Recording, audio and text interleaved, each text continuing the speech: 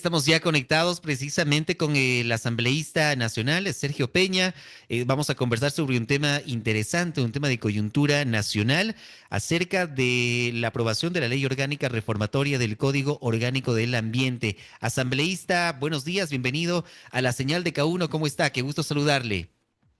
Mis queridos amigos, muy buenos días. Un abrazo gigante para mi linda provincia de la Azuay. Un abrazo a todos los ecuatorianos y a las órdenes siempre. Un tema importantísimo, esta reforma que acabamos de aprobar, que viene de la Comisión de Biodiversidad, de justamente pues, una tocaya de ustedes que está haciendo un gran trabajo. Y creo que esta norma como tal es una norma importantísima. Yo te la resumiría de la siguiente manera.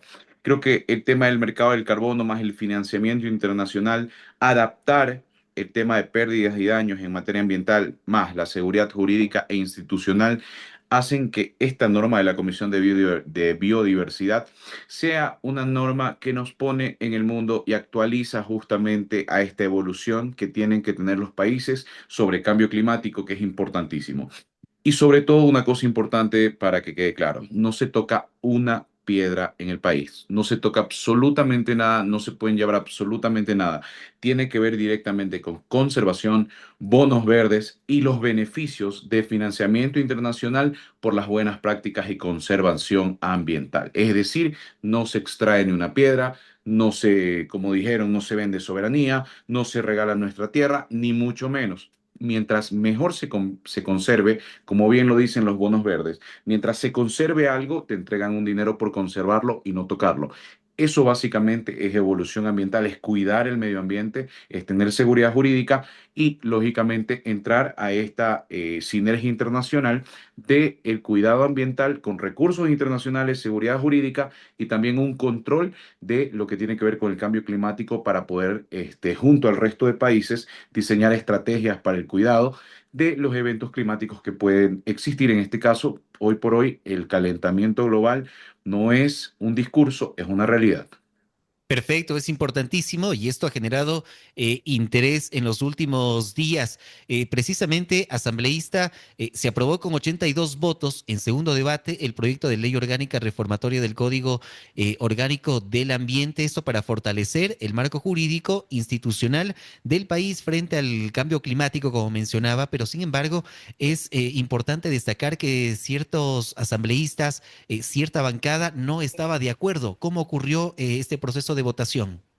Sí, lamentablemente yo lo digo, lo repito siempre dentro del Pleno, nosotros debemos ver una bandera que está ahí, que es la bandera del Ecuador. Ahí no hay banderas de partidos políticos.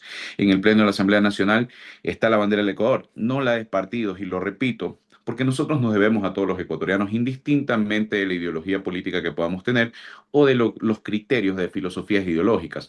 La única filosofía que tenemos que tener es servir a los ecuatorianos porque para eso nos pagan el sueldo. Y eso es apoyar lo que es positivo para el país, venga de donde venga. A diferencia de ellos, nosotros inclusive en algún momento por un tema que se propuso en la Comisión de Niñez, que es manejado por ellos, de salud mental de los niños, nosotros aportamos, hicimos reformas para que el proyecto mejore y votamos a favor, porque no estamos viendo una bandera política, estamos viendo la salud mental de los niños. Claro, Ellos en este asambleísta, caso, ¿cuál era la ajá. causa? ¿Cuáles eran las principales ideas que ellos colocaban en ese momento para que no pase la ley de a este debate y obviamente se quede ahí? ¿Cómo sustentaban ellos o por qué no querían aprobar esta ley?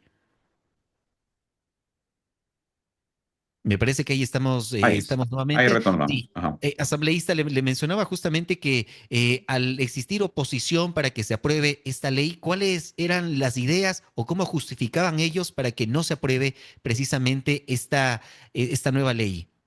Bueno, básicamente decían que era entregar soberanía, básicamente porque si vienen organizaciones internacionales por el tema de las emisiones de carbono a invertir en el cuidado, según ellos esa inversión es entregar soberanía y que el Estado debería de ser el que lo tiene que hacer. Claro, ellos tienen esa forma de pensar ideológica de izquierda de que el Estado tiene que hacer todo y no entienden que el Estado está para vigilar los derechos, para fiscalizar, para cuidar que se cumplan los derechos, pero que el privado como tal es el motor, el músculo financiero en todo país. Y en este caso, que nosotros no estamos haciendo esto por un tema de que nos nace de la barriga, no, es un tema internacional que es adaptar normativa porque somos país firmante de tratados internacionales. Ellos lo que decían era que era entregar soberanía, no entendían lo que es un bono verde, porque en este caso decían que esos bonos eran por nuestra tierra y que iban a extraer y se inventaban estas historias de extracción sin entender que un bono verde es mantén lo que está en la tierra, yo te doy un bono por el 10-15% del valor para que se mantenga ahí. Es decir, no lo toques, aquí hay dinero porque no lo toques. Eso es un bono verde. Pero como te digo, parece chiste, pero es anécdota. El debate lamentablemente muchas veces se enmarca en cosas de desconocimiento que tienen ellos y lamentablemente hay gente que tiene, como digo yo, este talento para hacer de la ignorancia una postura firme y sostenerla, iniciar. Pero se les explicó que los bonos verdes no tienen que ver con extracción para nada. Es puntualmente lo que está ahí, lo mantienes ahí y yo te pago por mantenerlo porque está cuidando el planeta. Y eso tiene recursos internacionales que se destinan a eso, al cuidado ambiental, no a la extracción. Es decir, cuidas lo que tienes, Importantísimo. yo te pago. Y eso es lo que tiene que ver con el proyecto, el tema de emisiones de carbono, el cuidado, lógicamente, de reducir. Si nosotros reducimos emisiones de carbono, recibimos dinero. Si nosotros mantenemos lo que tenemos en la Tierra, recibimos dinero. Y nosotros con el registro que vamos a llevar de todo el tema de cambio climático, de emisiones de carbono, recibimos financiamiento internacional porque entramos a este tratado, a este pacto, en el cual justamente es a favor del combate contra el cambio climático. ¿Por qué? Porque el Asambleísta, cambio... ¿se conoce de Ujú. pronto la cantidad de recursos económicos que van a recibir de diferentes lugares internacionales? Claro que sí, existe una proyección porque existen valores fijos que ya reciben países. Colombia recibe solamente en el cuidado para esto, por estar en estos proyectos y estar actualizados, ellos están actualizados, más de 80 millones por año. Solamente para que, oye, cuida el medio ambiente, sin que tengas que invertir tú. Simplemente cuida lo que tienes y por ser parte de este de tratado y estar adaptado a las normas internacionales, toma este dinero para que puedas invertir en el cuidado del ambiente. No sale de los colombianos, sale de los organismos internacionales. Es lo que buscamos nosotros, esa seguridad jurídica para que el que quiere invertir en ambiente lo venga a hacer sin llevarse una sola piedra, para que los organismos internacionales nos tomen en cuenta y lógicamente, ¿qué pasa cuando tú no cuidas el ambiente? Tienes desastres naturales. Los desastres naturales incurren lógicamente en daños para las familias, para viviendas, carreteras. Estos recursos justamente son para ese tipo de cosas, prevenir y lógicamente corregir algún tipo ambiental, sismos y demás cosas. Todo eso, el mercado internacional, los tratados internacionales, los organismos internacionales los tienen dentro de sus planes de contingencia ambientales. Muy bien. Nosotros estamos entrando a eso y eso es lo que se buscó. Pero como te digo, a veces la ignorancia es un poquito necia y nosotros lo que hacemos es con conocimiento demostrar que lo que estamos haciendo es cuidar el ambiente. Perfecto. Una vez que se aprobó esta ley orgánica reformatoria del Código Orgánico del Ambiente, ¿cuál es el siguiente paso? Se conoce que, por ejemplo, se va a resaltar la importancia de la Amazonía, de provincias como Morona, Santiago, el impulsar la conservación, la restauración de bosques, facilitar el acceso a recursos climáticos, priorizar acciones en los territorios vulnerables, pero, sin embargo, ¿cuál es la ruta que tienen programada ya una vez que está aprobada esta ley? Mira, básicamente nos estamos alineando con el Acuerdo de París, con distintos temas que, como te digo, son importantísimos y van hacia la conservación. Nuevamente la felicitación a la presidencia de la Comisión de Biodiversidad, tocaya suya, como les digo, y a toda la comisión que trajo este proyecto bastante moderno. ¿Cómo lo vamos a hacer? Está aprobado en estos momentos, tiene que ser revisado para el veto parcial o total, que sabemos que no va a ser así de parte de presidencia, publicarse en el registro oficial y una vez que esté publicado se comienzan a articular en este caso, las reformas que no tienen que ver directamente con la parte estratégica de cuidado, cumplimiento de tratados internacionales, sino con, por ejemplo, la coordinación entre los gobiernos centrales y GATS, que están dentro de justamente las reformas que estamos haciendo para planes de mitigación, políticas de adaptación, gestión climática. Todo esto que está dentro de la ley, pues tiene que adaptarse al reglamento que va a hacerse con el Ejecutivo. Y en un plazo de 60 días tener esta ley completamente activa con un efectivo reglamento que lo hace el Ejecutivo una vez aprobado, para nosotros, lógicamente, comenzar a hacer que se cumpla la ley, fiscalizando esto. Como te digo, existe esta modernidad y responsabilidad en la coordinación entre el gobierno central y GATS para la planificación y ejecución de estas políticas de adaptación. La mitigación, la gestión climática se va a articular en estos distintos niveles. En la ley está extremadamente claro para que no queden vacíos legales o Perfecto. esta confusión de competencias que hace muchas veces la burocracia. Está clarísimo, de aquí seguramente iniciarán también con un proceso de socialización y bueno, todo lo que tiene que ver con la aplicación de esta ley también. Asambleísta, a este momento, ¿en qué parte del país se encuentra? Actualmente en Quito todavía terminando labores y cumpliendo agenda. Ya posteriormente pues esperamos en la noche trasladarnos a mi ciudad natal que es Guayaquil para continuar con la agenda el fin de semana y ver a la familia lógicamente, que esa es nuestra Perfecto. vitamina. Muy bien, le vemos siempre bastante activo también a través de las redes sociales, madrugando diariamente al gimnasio y haciendo actividad física.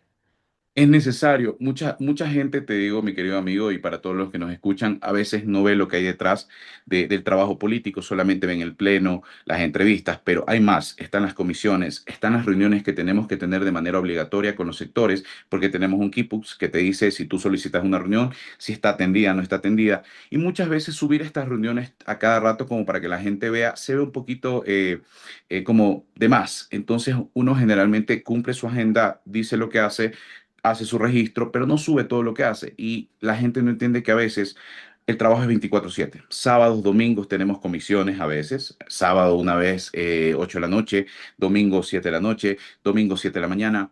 Y lógicamente para poder cumplir al 100% es importante la actividad física. Una recomendación que siempre les hago a todos. Al final, pues todo el estrés, todo lo que uno maneja con esta vida que es bastante complicada, a veces de Claro. avión de avión en avión, como digo yo, manejarlo con un buen estado físico creo que es la mejor manera de combatir el estrés y dar lo mejor el 100%. Importante, estamos conversando con el asambleísta Sergio Peña, antes de tocar otros temas, los resúmenes semanales también y tomando cola en funda. Ha faltado eso mucho también para contarle a la gente las actividades que realizan. Sí, creo que fue una manera de buscar comunicar. Yo siempre digo que la política a veces termina siendo aburrida. Hay mucha gente que efectivamente uno puede poner en su agenda lo que está haciendo y es como que meh. Pero cuando encontramos la manera, porque es nuestra obligación, no es que estamos haciendo las cosas bien, estamos cumpliendo nuestro trabajo, realmente es nuestra obligación comunicar. Pero encontramos una forma divertida de hacerlo, pues se conecta muchísimo con la gente. Los resúmenes de la semana han gustado bastante a la gente. Vamos a seguirlo haciendo para poder comunicar el trabajo que hacemos de la asamblea de una manera más divertida. Y claro, a veces hay temas que te digo, como temas personales, ¿no? Como el tema de Cola en Funda, que yo siempre lo digo, eso no fue una respuesta asambleísta porque no me invitaron a debatir, fue una respuesta de hombre, o sea, me invitó otra cosa, yo le respondí, al final arrugó, pero creo que fue un evento divertido que demostró que, bueno, los asambleístas, fuera de ser asambleístas, nosotros respetamos nuestro lugar de trabajo, mientras cumplimos con nuestro trabajo, llegamos temprano y somos buenos asambleístas, debatiendo sin leer, demostrando conocimiento. Hay temas personales y uno como ser humano, lógicamente, fuera de la asamblea, es un hombre, una mujer común y lógicamente, seas hombre o mujer, pues tú defiendes tus puntos o defiendes a los tuyos o defiendes tu honor como debe de ser, demostrando que aquí no estamos para arrugarnos a nadie. Perfecto, asambleísta. Es importante tocar algunos temas. Hace Ujú. algunos días se habló muchísimo y se mencionaba acerca del caso Progen. Usted tenía documentos oficiales. ¿Qué pasó con eso? ¿En qué situación está actualmente llevando la asamblea a este tema que ha causado mucho interés a nivel nacional también? Claro, a ver, los documentos de ese video que fue manipulado con IA en su momento, pero que yo denuncié que tenía, en su momento, eso fue hace más de un año y medio, si mal no recuerdo, eran documentos de pagos y demás. ¿Qué pasa cuando tú entras al Estado y entiendes cómo funciona la contratación pública de empresas públicas? Te das cuenta del chanchullo que hay. Yo hice una ponencia en el tema de ATM y demostré quiénes eran los verdaderos responsables. Y los verdaderos responsables no eran los ministerios ni el gobierno, porque al final las empresas públicas han sabido contratar sin que los ministerios tengan, en este caso, ningún tipo de directriz sobre los contratos. ¿Qué pasa con la ley de las empresas públicas que te da autonomía, te da autosuficiencia? Tú puedes contratar, pagar y decir los pagos sin que el ministerio se entere porque el ministerio solo tiene rectoría sobre el sector. Entonces, cuando ya entré al Estado y descubrí que los documentos de pagos que tenían no eran culpa ni del gobierno, ni en este caso de los ministros por orden legal, no porque yo lo diga. La ley te dice según la Constitución y los artículos pertinentes, que los ministerios solo tienen capacidad de rectoría sobre el sector y de administración, mas no tienen capacidad en este caso porque la empresa pública tiene autonomía financiera, administrativa y jurídica para contratar sobre los contratos. Entonces, yo como Sí. ministerio te digo, contrata por emergencia. Y estos son los parámetros. Contrata por emergencia, pero tú decides a qué empresa contratas. Y resulta que en estos casos particulares, quienes firmaron los contratos fueron los gerentes de unidad. Quienes dijeron páguese fueron los tesoreros. Quienes administraron eso fueron justamente los mandos medios, estos mandos que están enquistados desde el correísmo y que finalmente tienen el dinero en sus cuentas. Y los ministros, cuando intentaron hacer algo y dijeron algo está pasando, no se está cumpliendo, resulta que estaban firmados arbitrajes internacionales.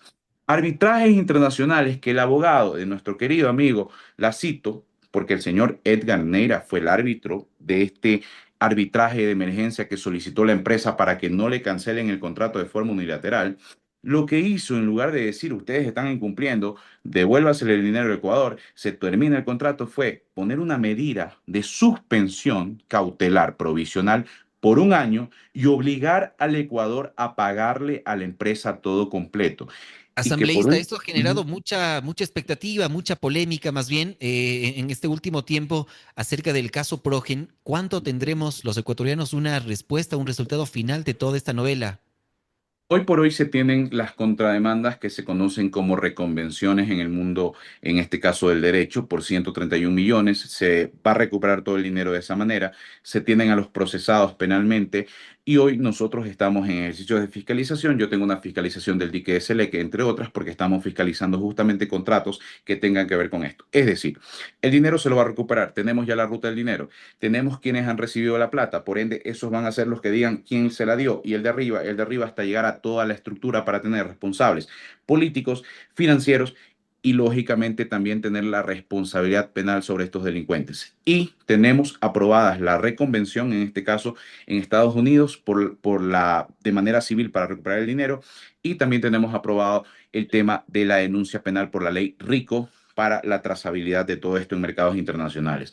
Es decir, legalmente se ha hecho lo que se tiene que hacer y los resultados se van a dar según justamente pues autoridades internacionales, no nos estamos inventando nosotros. Y usted sabe que en Estados Unidos no funcionan las cosas como en Ecuador en ciertas cosas de corrupción. Se va a recuperar, la reconvención está aprobada, ha sido aceptada a trámite, está calificada y hoy por hoy se está desarrollando. En el tema civil para recuperar 131 millones.